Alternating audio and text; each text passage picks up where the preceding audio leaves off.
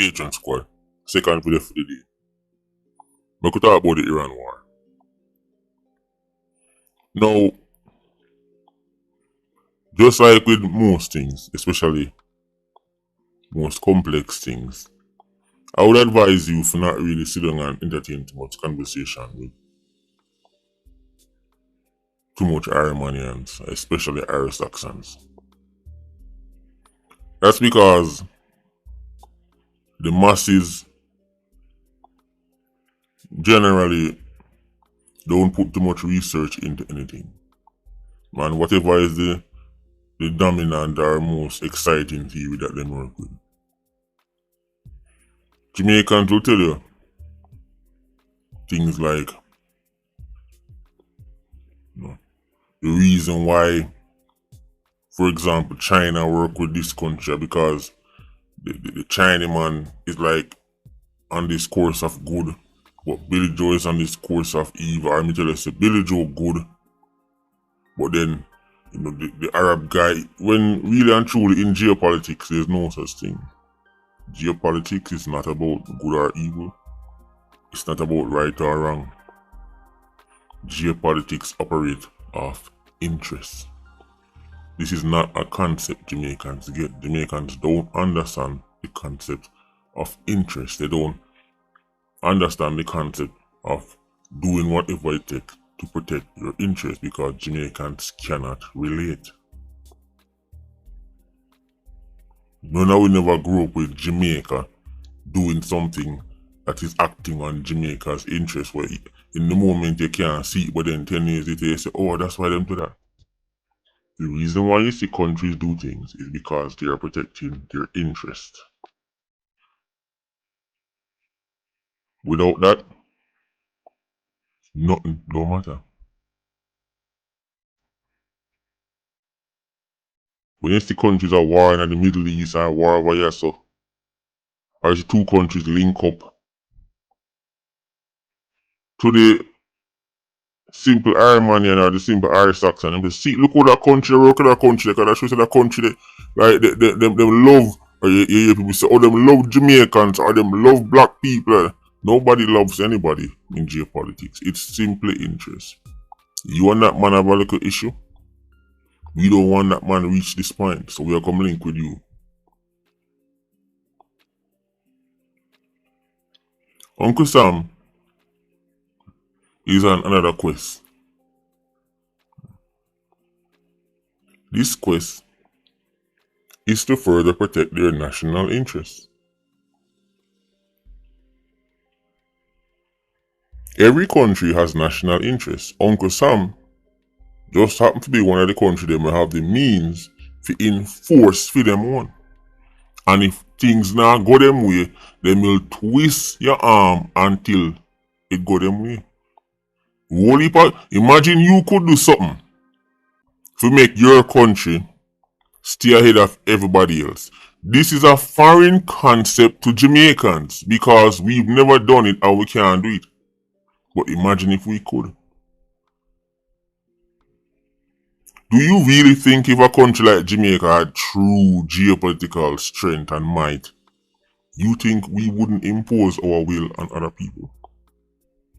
You think Jamaicans, remember the home of quote-unquote bad man and bad girl, Jamaicans who love nothing more than to chop badness. You think if we as a nation could have chopped badness from the rest of the world, you think we wouldn't do it? Imagine Jamaica with power and strength.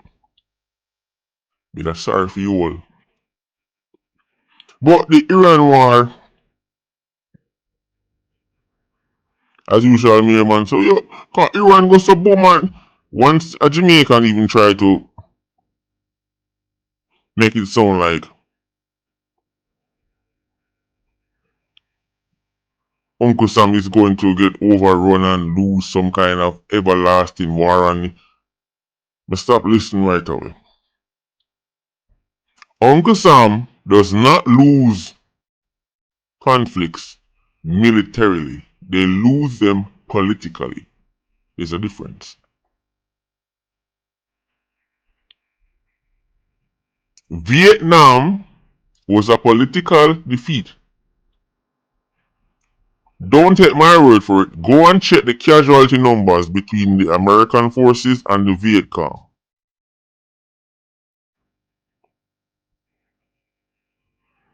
Uncle Sam did way more destruction, killed way more of them than they lost people. But it was a political defeat because their objectives were not met. This is how countries like America lose war. They don't lose. A military defeat is when my infantry go up against your infantry, my artillery go up against your artillery, my air force go up against your air force. You completely decimate my own and miss, alright, hear what?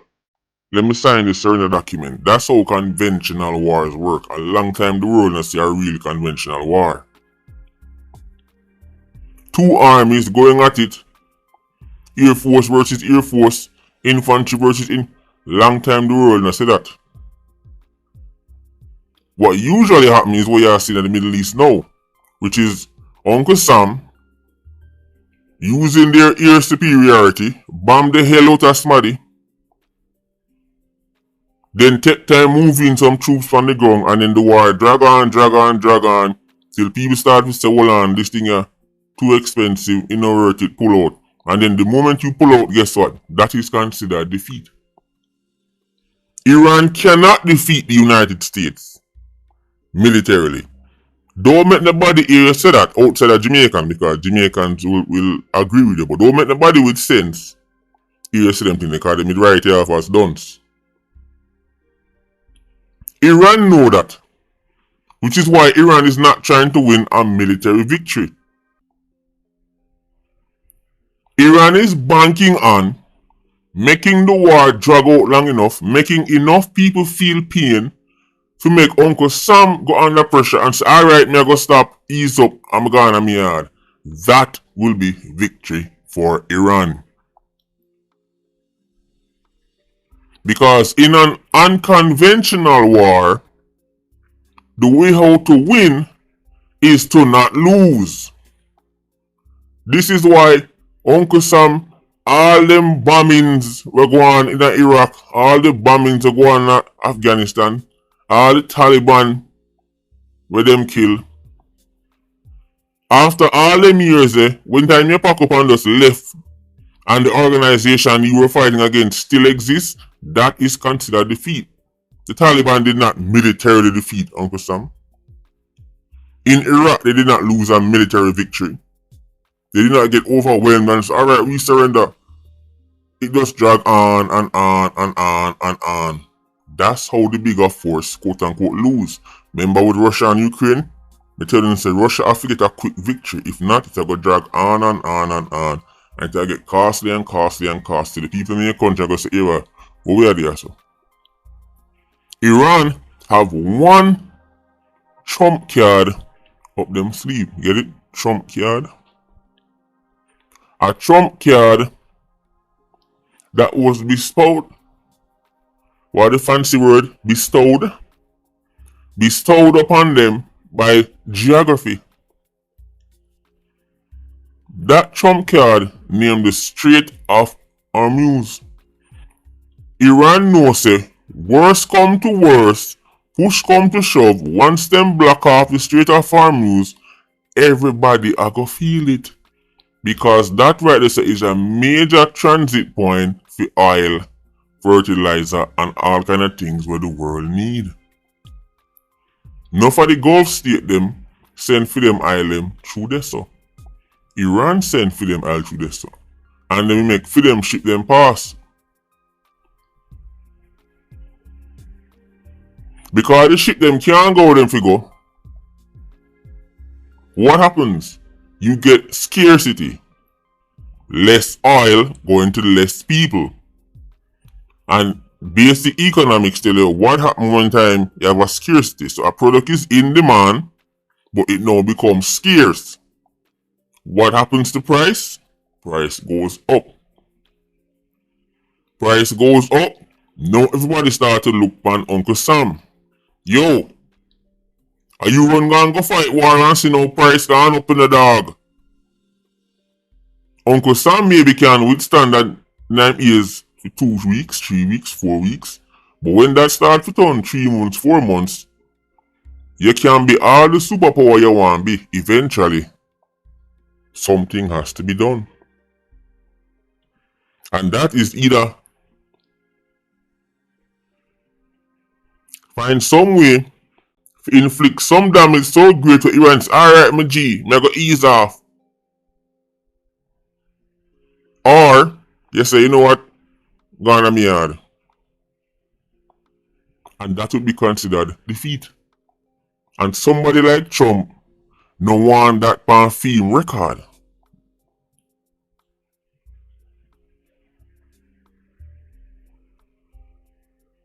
The way how Iran can win is to not lose. They don't have to defeat the United States Air Force. They don't have to defeat the Navy. They don't have to kill 1,000 Marines. They just have to survive. And that would be considered victory. And by them, I mean the people that around the country. The IRGC, Islamic Guard Revolutionary Corps, are them run the country. You have two military now. Iran, you have the regular military, and then you have the IRGC, and them have the real power. Uncle Sam and Israel kill off most of Iran leaders. The Supreme Leader gone, Larry Johnny gone, most of the top man them gone. But Iran was set up with what you call a mosaic defense. Meaning say when all of them dead off, the individual province them can just do them own thing. This is why sometimes you hear, I'm going to show you how complex this war is and why you shouldn't listen to people who don't really study it.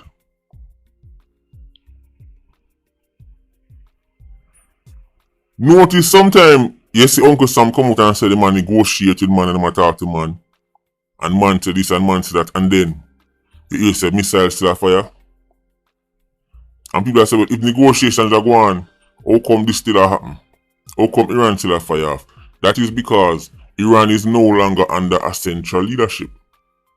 They've now been broken down to the mosaic defense. So individual province with them individual stash of ballistic missiles are no longer getting orders from the supreme leader. Larry Johnny no longer I tell him what to do. So think about it from the Jamaican point of view. The Jamaican government get wiped out, Andrew and everybody gone. But Clarendon have 500 ballistic missiles and 10,000 drones. St. Elizabeth have for them one. Moby have for them one. Spanish Town have for them one. And all them man they operate just off of the local people them tell them. So the local leaders are right, fire them off. So the man at St. Elizabeth no know what man at Spanish Town do. So you could be negotiating with the man from Spanish Town. And him a tell you say, alright, I'm willing to negotiate. But while you talk to him, Moby man them a fire off a portion of missiles. And the man from Spanish Town can't stop the man from Moby. It's called a mosaic defense. Don't take my word for it, look it up if you don't believe me. So that's why you hear a man say, oh, we're going to make a deal and dealer do. And then things still are going. And you say, man talk unicorn meat. The man not talk unicorn meat. It's just that the man he talk to no really have a chat over the whole country.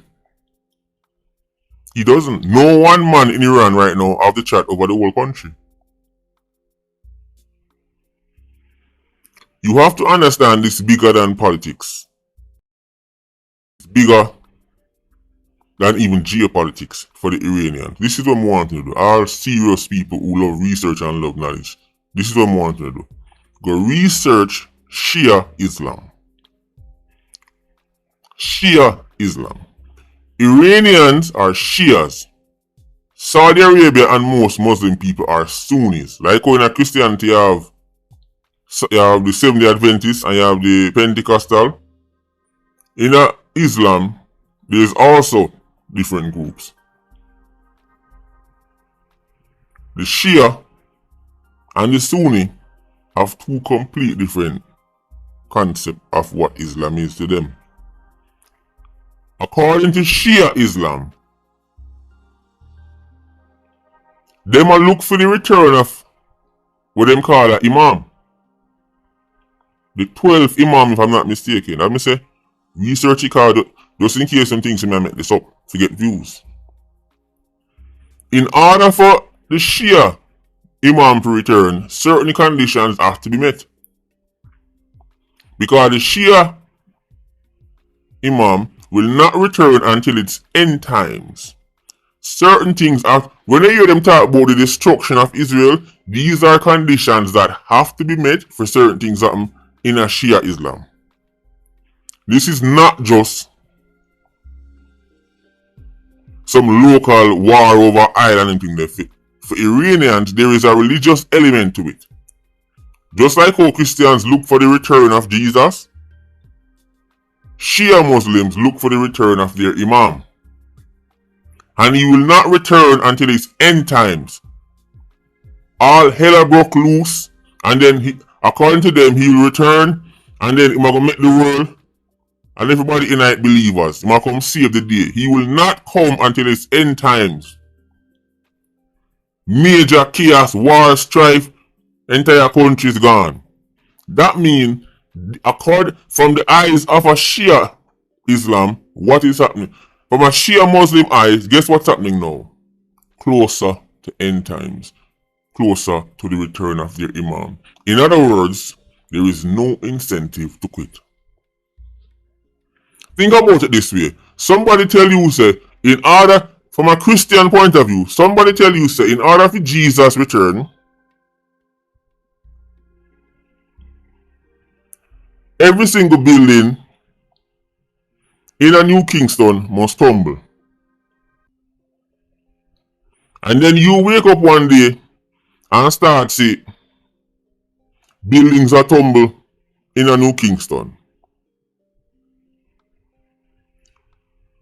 A Christian will get excited because what does that mean? Jesus soon come. So why would somebody say, hold on, yo, we could stop the destruction of New Kingston because we don't want no more destruction. No, the buildings can't go on, guy, because when them done drop, Jesus will come. Something similar is happening for the die-hearted Shia Muslims. And those are the people who make up the IRGC. That's what the supreme leader was. Khamenei, that's what he was.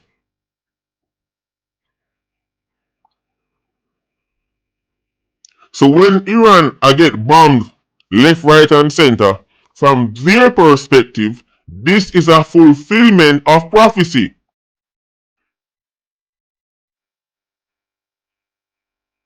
And any minute now, as long as we can do our part tonight and destroy Wayaso, the Imam will return. So this is what make it even harder for Uncle Sam get any kind of victory. Because you are literally threatening the Iranians with a good time. Because death and destruction is a part of film endgame. For film Imam return. Go research it yourself. My side blogger board up on the mic. We're not telling no foolishness. But maybe you don't believe me. Go research it for yourself. Everybody talk about the Iran war. And they talk about, oh, Iran is a bad man and a bad man and man a fight war on the isle. These things are minor to a Shia Muslim. These things are necessary steps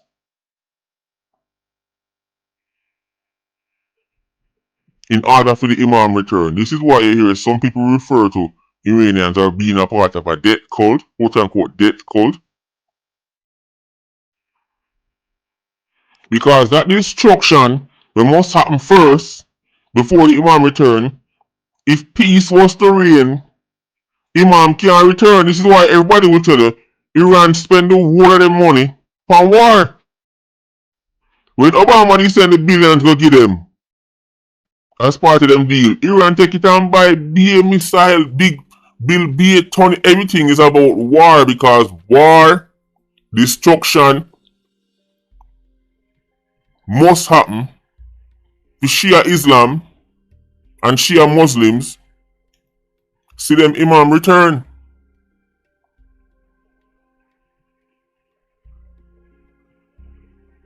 The only way Uncle Sam can shake up that country is to get rid of the people them who are the most die-hearted believers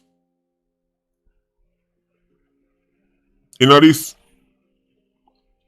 Even though the country is Shia, just like with any other religion, you know, say all the people them who are like the moderates, like, alright, yes, I'm a Muslim, but me not really believe in like that. Just like we have enough Jamaicans tell us, well, I'm a Christian, but them are not really no fervent believer.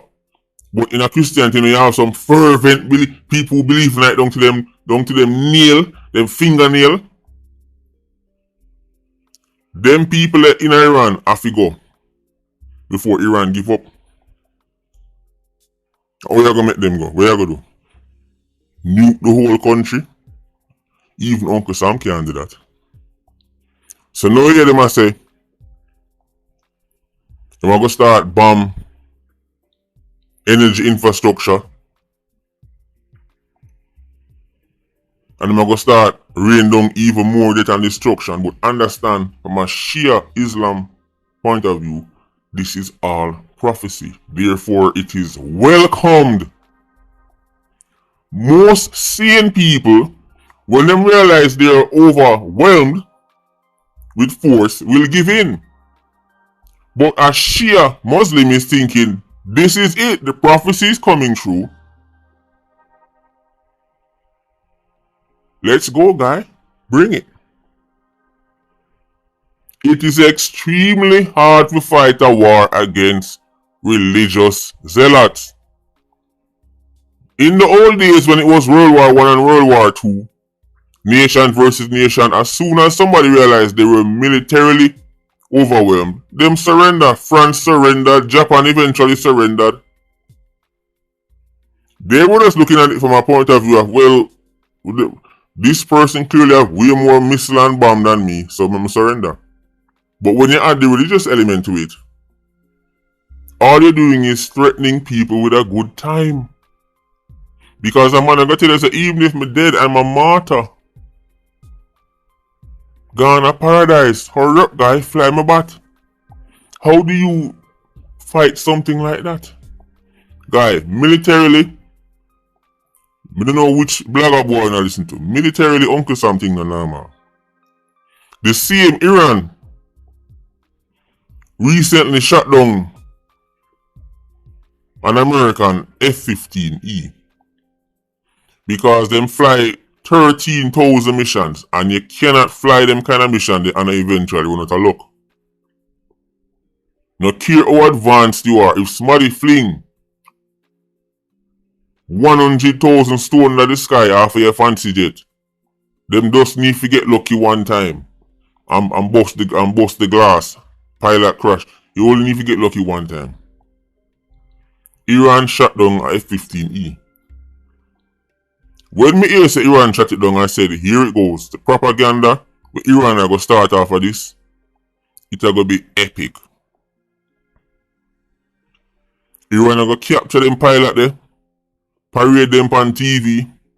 It's going to be a political disaster for Uncle Sam because Uncle Sam can't go in Iran for no man and come back out alive. And they did. So far, we see Uncle Sam pull off two of the most spectacular military operations in recent history. Whether you want to like it or not, the Maduro operation was crazy. This one is insanity because unlike Venezuela, Iran have the religious side to it. So they're even more extreme and even more serious. Uncle Sam get back the first pilot within one day, and then the second, I think them call him a wizard, weapon systems officer.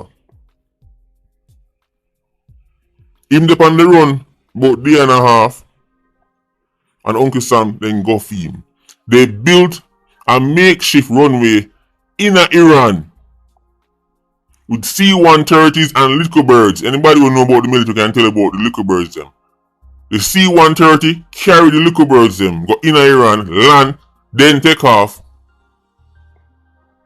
In the process of doing that, when time to go away, the plane them, or the plane wheel them get stuck in the sun. I remember it's a desert. Middle East we talk about. The level of sun we use today might change tomorrow, might change in 2 hours. Plane can't take off. If the C-130 them can't take off, that means the little bird them can't take off either, because the little bird doesn't have enough range for left Iran. It have to go in at the back of the C-130 and then left. Uncle Sam blow it up. Find them pilot carrying a new plane, a smaller plane, a lighter plane, we can land, because the C-130s are the heaviest. And with the weight them definitely can land. Or take off. Carrying a smaller plane, move everybody to that plane with them injured weapon systems officer, and then blow up the C-130 them and the little bird them and left. Basic special forces tactic. Just like with the Bin Laden operation, when they blow up the helicopter, that's how them work. Anytime them are left and they realize they can't carry something with them, they always blow it up. Iran finally reached on the scene, and Uncle Sam soldiers them, as a final example of straight disrespect, left one underpants, one American flagged underpants. If you tell me say Uncle Sam could have got in Iran, carry out a military operation, find a pilot there before Iranians find him, and then left, but that's a guy, a short thing you talk about. You watch too much movie. They did it. The special forces did it. Military Iran.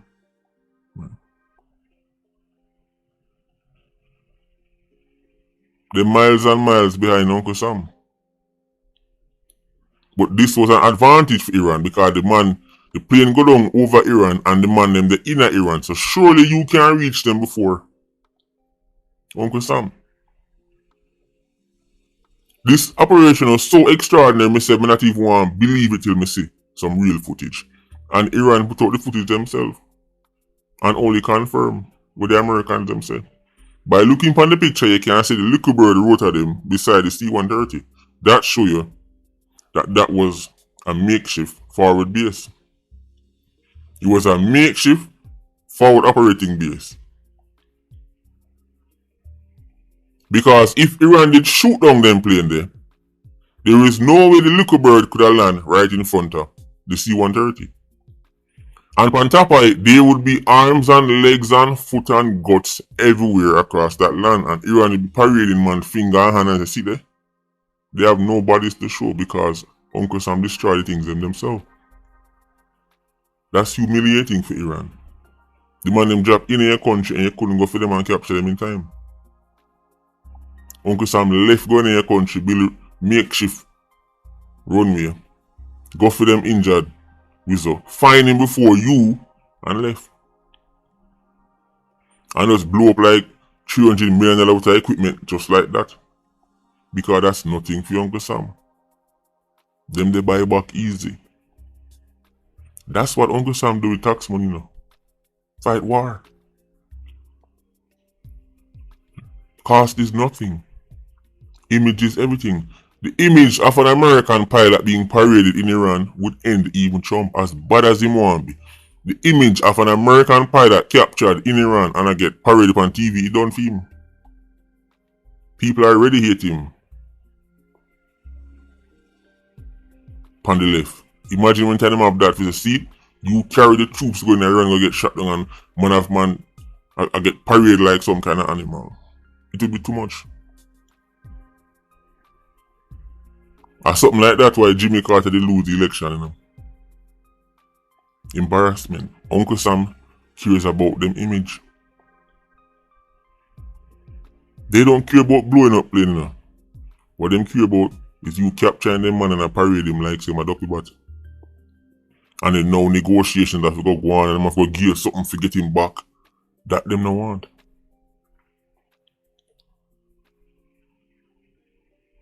Study Shia Islam. It's different from the Sunnis.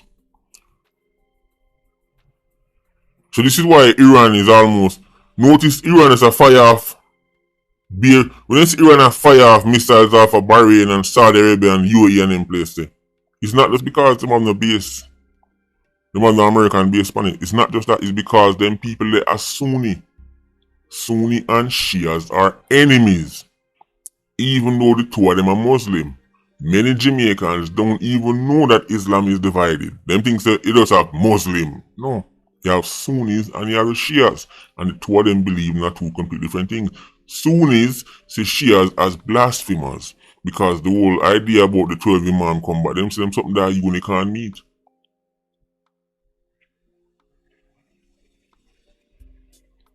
So that's why enough Arab countries secretly want Uncle Sam to crush Iran. They're not just crushing a local rival, but they're crushing a bunch of people who them see as blasphemers.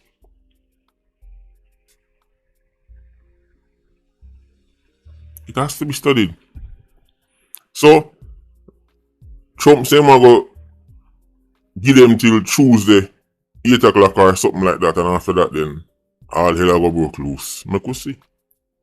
But remember, for an Iranian, this is just end times prophecy. The one them who believe in the Shia thing, by the way. For a fervent Shia Muslim in Iran right now, hearing say Trump are going to rain down missile upon them, only make them more in book. Because them say, see, the book are fulfilled. Just like our Christian that say, see, the book are fulfilled.